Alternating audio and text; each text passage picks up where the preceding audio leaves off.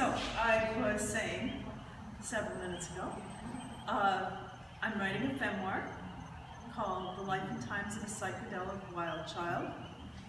And this is a little snippet from the year it was 1969. I just turned 13. New experiences were exploding all around. Lots of firsts were about to happen in my life. I'm calling this section Up, Up, and Away. Rogers School was attached to a huge park with a playground, tennis courts, basketball courts, and ball fields. A large open field was frozen over for ice skating in the winter.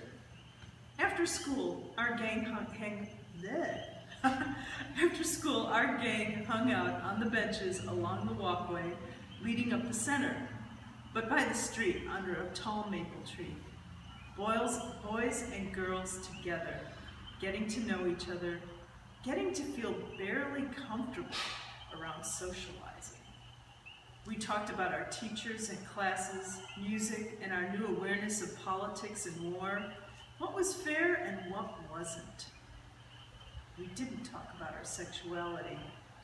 It was something still underlying, bubbling up, yet to have words, only feelings. The older kids in the neighborhood hung out there too. Some had cars and parked across the street. When they were there, we had to move to the benches further into the park. The older boys always noticed me, or should I say, they noticed the roundness of my chest. It's a funny thing, this change of figure, bringing all this new attention. I'm not a bad-looking girl, tall, with long, curly brown hair and a glimpse of mischievous in my eyes, but it was always my chest that fascinated. I was curious about this emerging sexuality and how it made me feel, how I was attracted to boys. Craig was one of the older boys that hung out at the park sometimes. A nice-looking hippie who drove a blue 60s Mustang. A sweet face peered out from a thick, full head of dirty blonde hair tumbling over his shoulders. He was too cool to hang out there all the time. He pranced over to introduce himself and stated, "Let's go for a walk."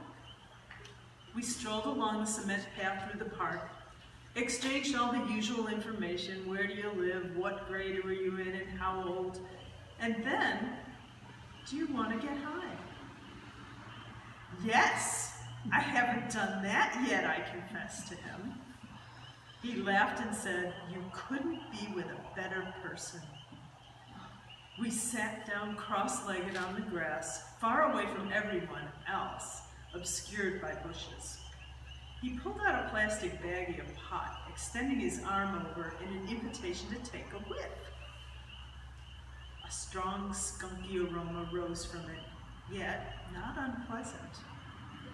He produced some rolling papers and arranged the bag on his lap to sit open and rolled a joint over it to catch the crumbs. The process was fascinating. I paid very close attention to how he did it and asked if I could try when he was done. Amused, he handed me the papers and bag and instructed at each step. It came out too tight. "There needs to be more air in there for the smoke to ignite it," Craig offered helpfully. He took the joint and rolled it gently back and forth between his fingers to loosen it. He lit it up and took a deep, long inhale, then passed it to me. I tried to imitate his actions and immediately began hacking away after a big inhale of smoke. Craig suppressed his giggles and said, "Try again, this time a little slower.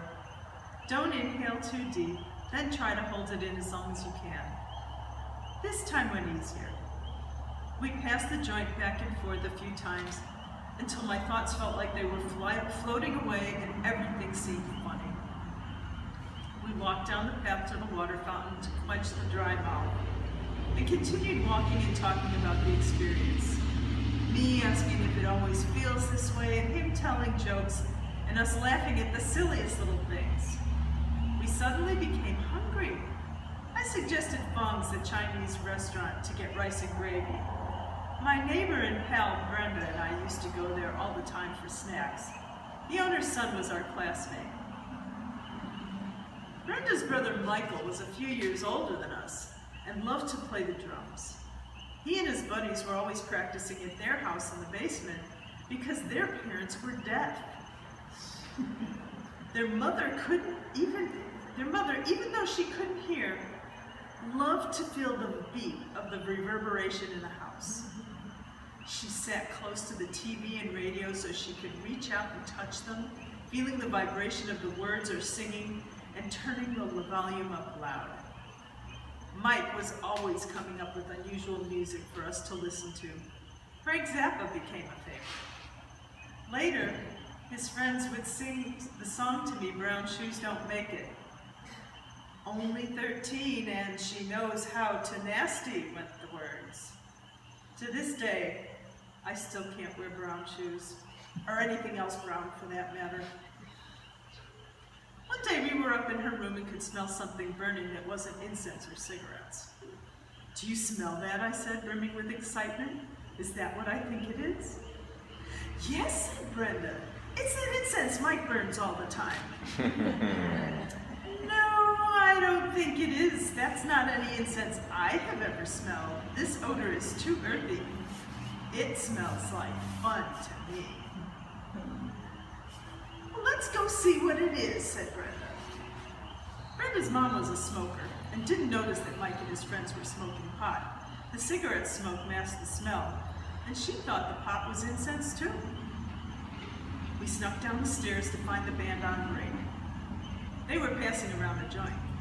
Mike saw us and invited us in. "Do you want to try some of this?" he grinned, holding the joint out to Brenda.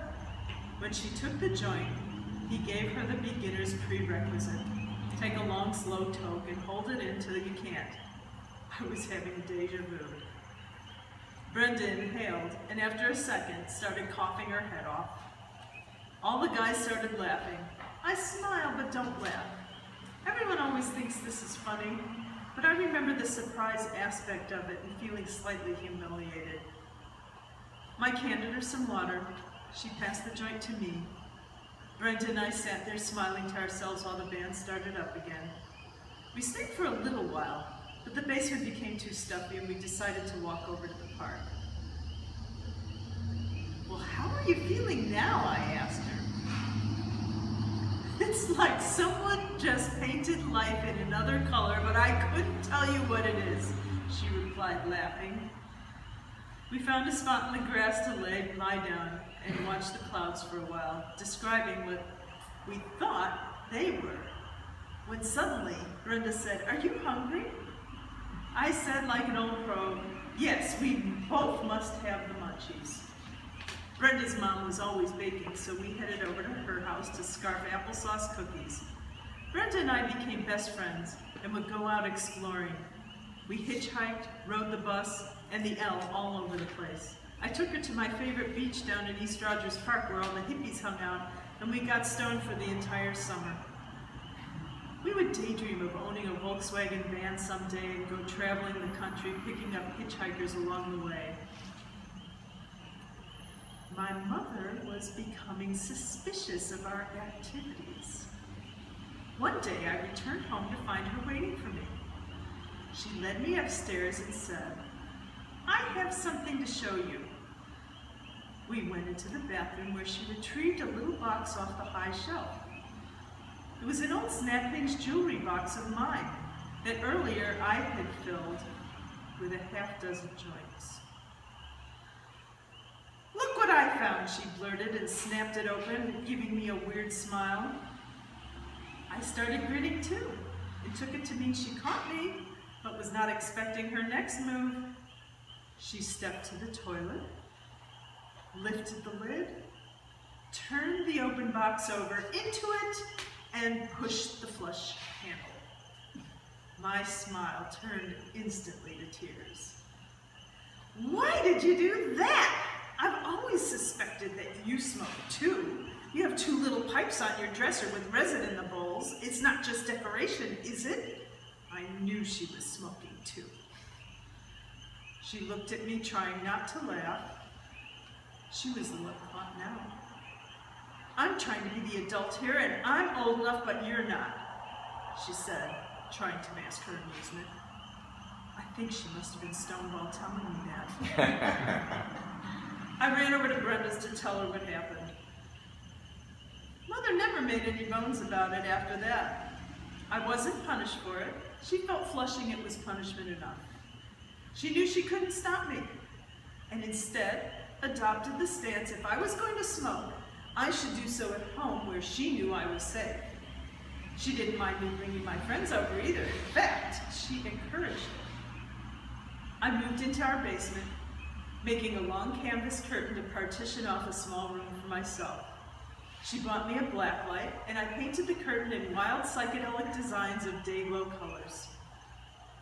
The hallway upstairs was wallpapered in grass cloth with a silver underlay. Mother decided to strip off the grass cloth and spray paint over the parts where the silver backing came up till the wall was solid silver. She then painted a rainbow snaking up from the first floor to the second. I added planets and stars on the second floor. These were the things we did when we got stoned. The summer of 1970, we decided to try growing the pot ourselves. Dad built us a 4x1 by 1 foot wooden growing box and placed it on the sun porch off their bedroom. The surrounding trees gave privacy, so no one was the wiser.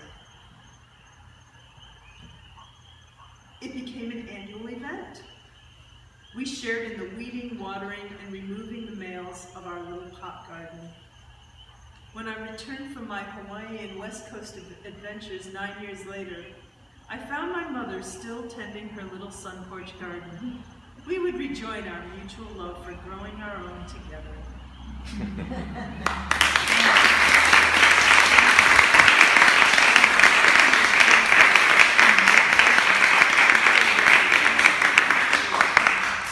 Thank you. I would like to invite you all to our refreshment.